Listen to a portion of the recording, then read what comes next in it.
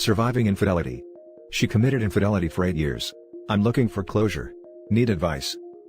I, 32 male, am trying to get my thoughts together to ask questions from my ex, 30 female, who's been trying to get back into my life, why she cheated the whole 8 years of our relationship.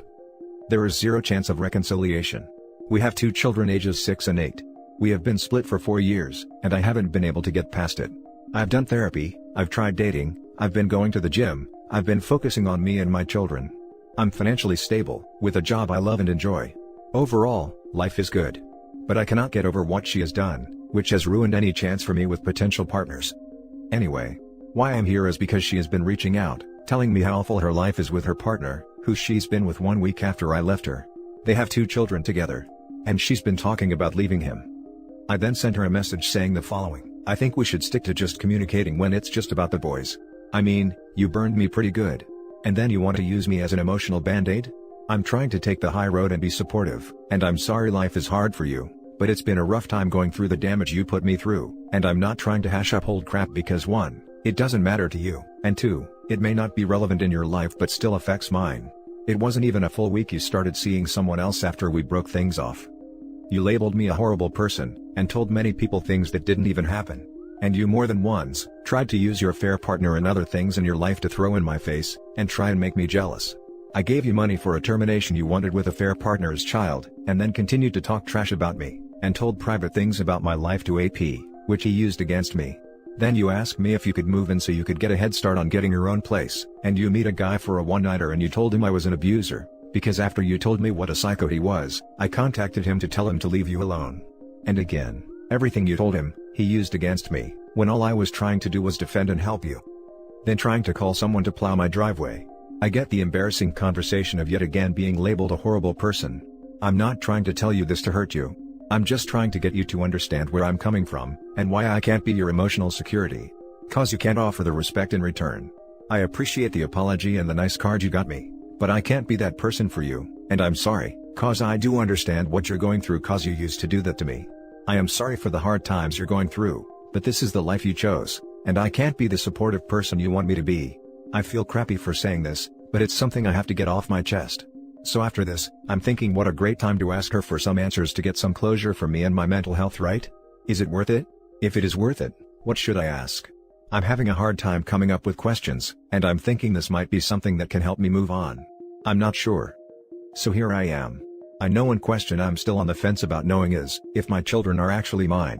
I love my boys with all my being, and I don't think I could take it if I found out they were not mine. If I didn't have children with my ex, I would go no contact. But having children, I have no choice. So, if you were in my shoes, what would you do? Now for the top advice. Closure is a myth. She has told so many lies about your relationship that I doubt she could find the truth in her. She has no answers for you. My thoughts are the same. Most likely just hear crickets if I asked her. Still funny how she has the gall to reach out and talk to me about her relationship. To OP. This is going to be harsh. Apologies in advance, you seem like a good guy. 1. Paternity test. Yes. You need to know. 2. You will not get closure with her. Certainly not the type for which you are looking. Remember this quote: the best revenge is a life well lived. 3. Stop engaging her. If the conversation does not involve your kids, C1. Delete, unless the lawyer tells you otherwise. At a minimum, don't respond, move on. 4. For Pete's sake, stop giving her money. Unless I misread that. She is entitled to what is in the divorce decree. Nothing more, nothing less. 5. I would be very leery of her trying to inject herself back into your life, like a syringe full of AIDS, for the kids. F that. You owe her nothing, except what is in the aforementioned divorce decree. Good luck. If one, or both are not yours, consult your lawyer. Financially, you may be on the hook anyway, and emotionally this would be a wrecking ball, but knowing is better than doubt. Yeah, no answer she will give you will feel satisfying. And being 4 years later, I doubt the honesty of her answers. The only acceptable closure you should find is that, there is no closure. There is no good enough why to what she did. She did it because she is a broken person who lacks ability to communicate honestly. In 4 years, she hasn't addressed her problems, so she's in the same place. The best thing for you is to go minimal contact, and implement gray rock. Complete ignore any conversations not about children. Only communicate via text. You have to train your mind that she's just an acquaintance in your life that you knew a long time ago. Just the mother of your children and nothing more. In the meantime, read No More Mr. Nice Guy by Robert Glover. I think you need to learn how to look out for you, and not be such a giver. Also, I know you said therapy didn't work, but have you tried EMDR? It's a more intense version, and may help you out in this case if traditional therapy isn't helpful. Thank you for your reply and advice. I will look into the book and EMDR. The next story is titled, I finally asked her to stop texting me and made an exit. I did it, people. Before meeting this girl, I was the type of guy who wouldn't allow any potential woman to jerk me around, since I considered it unhealthy and immature for the lady to do so, and already knew that she can never be the one to have a worthy relationship with. But then, I fell hard for this girl who was crazy about me, and we quickly escalated things and moved into a relationship. We dated for a year, and then she met this random bloke online who apparently understood her better than me, and she was hoping that he'd make a great friend. She took exactly 2 months from then on to discard me like a piece of trash and emotionally abused me. This lady dumped me for the guy she told me not to worry about, used to flirt with him right in my face while we were dating, and I never explicitly blamed her for all this because I was in love. Right? Why should I act like a controlling boyfriend?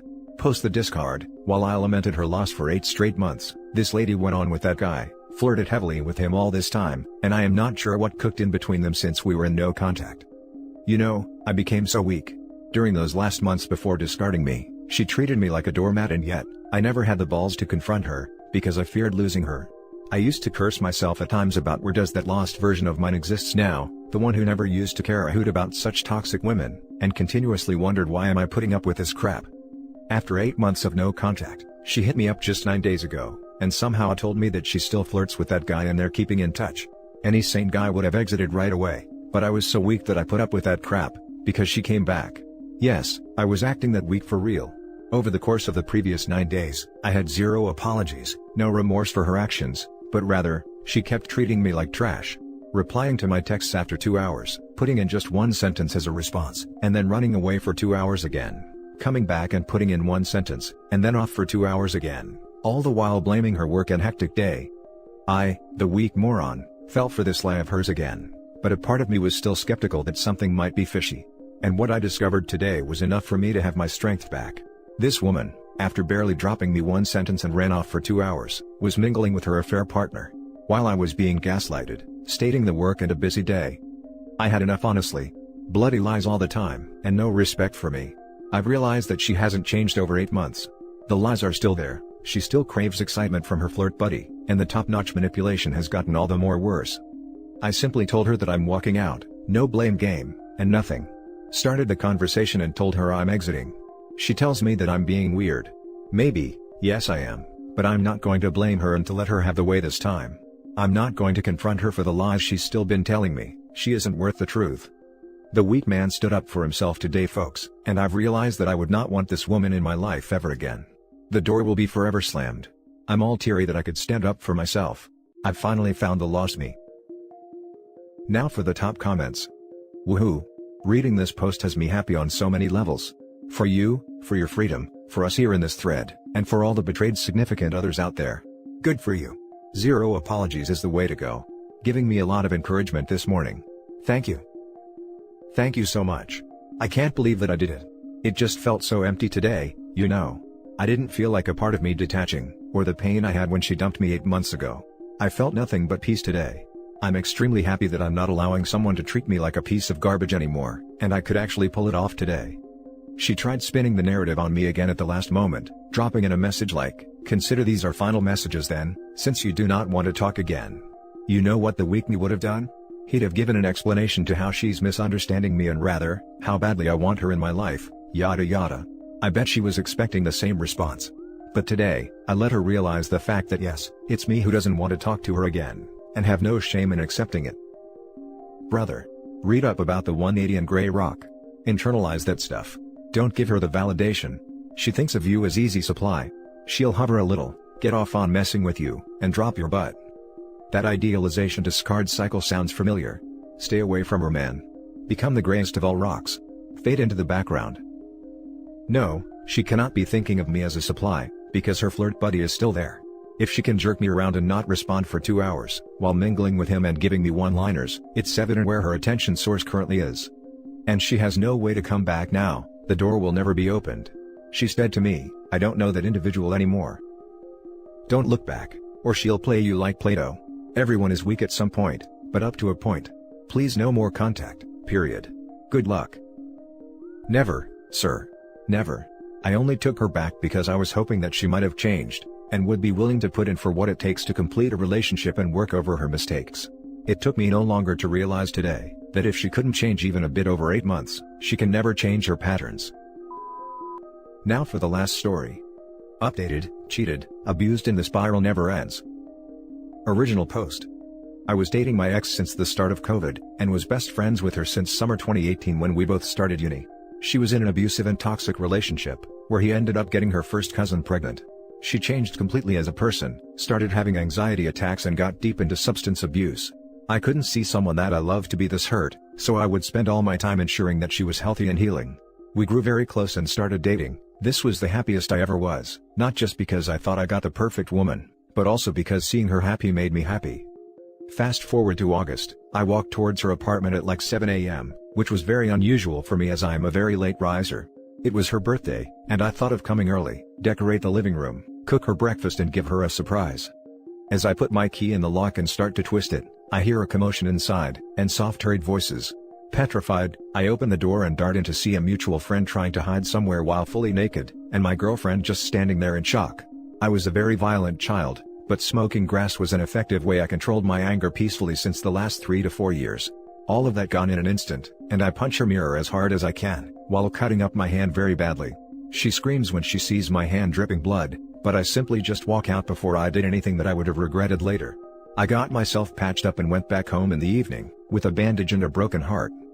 I called her best friend, who was very nice to me and also cared about her, and asked her to please tell me everything she knew truthfully. She broke down and said she can only tell me this in person. I said okay, because the only thing going on in my head was to make it all make sense. She came, broke down, and told that they had been hooking up since before we were dating, and continued it throughout, as she told her that she couldn't live without both of us. Her friend kept crying, and asking for forgiveness that she kept the truth from me, and she should have told me from the start. I slumped onto the couch lifeless, took a giant swig of some rum, and in the most calm manner asked her to leave. Checked my phone and it was blowing up with calls and messages from her friend group and herself. Everyone in her friend group knew, and still those a-holes used to hang around with me like everything was normal. I took my SIM out, folded it in two and threw it from my balcony. Blocked them from everywhere, and just moved on like nothing happened. I guess it was more shock than anything, as I would rarely talk with anyone, drink all day long, and was smoking my lungs away. Fast forward to November, and I decide to go to a pub for a pint, and with the horrible luck I have, saw my ex with her friend group. Thank God the dude she cheated on me with wasn't there, or I would have lost it. It was the most nerve-wracking moment of my life, as soon as they all just watched me. She stood up and asked if we could talk, and I don't know why, but I said yes. We went outside the pub and started talking. First thing I said was, "So how come he isn't here if you're hanging out on a weekend?" She broke down and told me, the minute I left her house last month, she couldn't look at herself in the mirror anymore, and told me she got into opium use back again.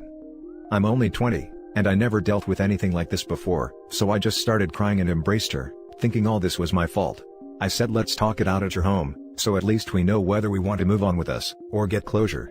She agreed and we went to her crib. I started downing wine like a maniac hearing her tell me everything, because no way I could keep myself sober. I started crying midway through and couldn't stop. She hugged me and I didn't reciprocate. She started kissing me, and I moved away and said I am drunk, and I don't want to make any decision right now. She held my face, and said trust me, this is what you want, and got on top of me. I should have stopped her, but I had enough liquor and THC in me to knock a horse out, so I froze out of shock. I don't remember anything clearly from that night, and I wake up in her bed without my clothes and realized what had happened. I got an anxiety attack and started crying in the washroom while she was sleeping with no care. The only thing I was sure of was I was not in any way in a sober state last night and she didn't even drink past a cup of wine.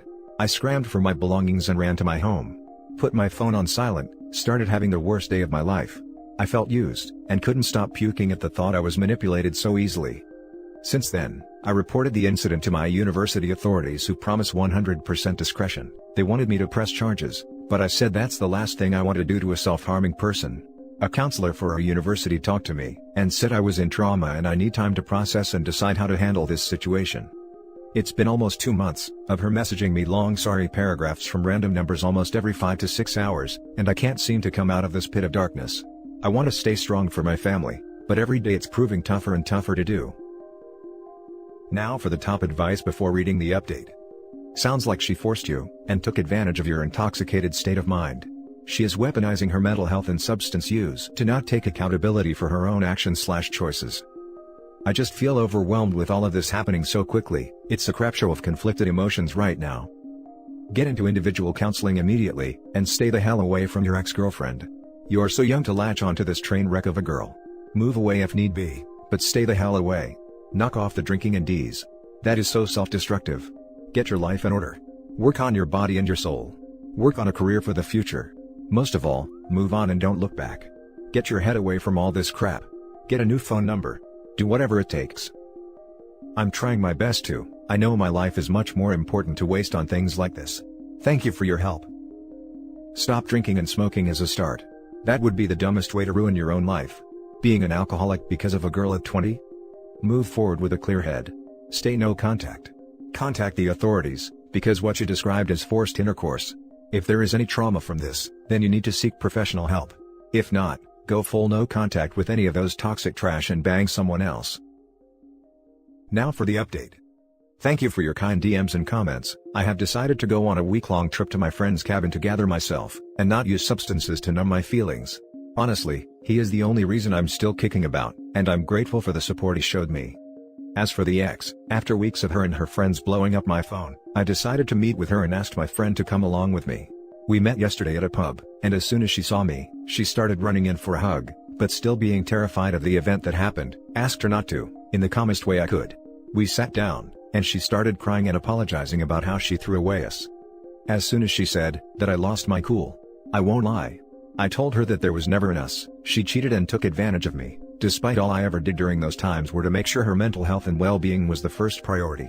I told her that I won't be pursuing any legal action, and she should consider herself lucky that I'm not a vengeful person who wants to destroy her image. She was in semi-shock during all this, because this was the first time she ever saw me angry. I said, stay away from me and I'll stay away from you. If you try to contact me again, I'll make sure everyone that we know are informed about her infidelity, substance usage, and the night she took advantage of me. Well, I guess this will be it for now. All I want to focus on is to get over this dark period in my life, and start being back to my normal self. And that's it for this video guys. If you have thoughts to share, leave a comment below. Don't forget to hit like and subscribe if you like this content. I'll catch you in the next one. Good day everyone.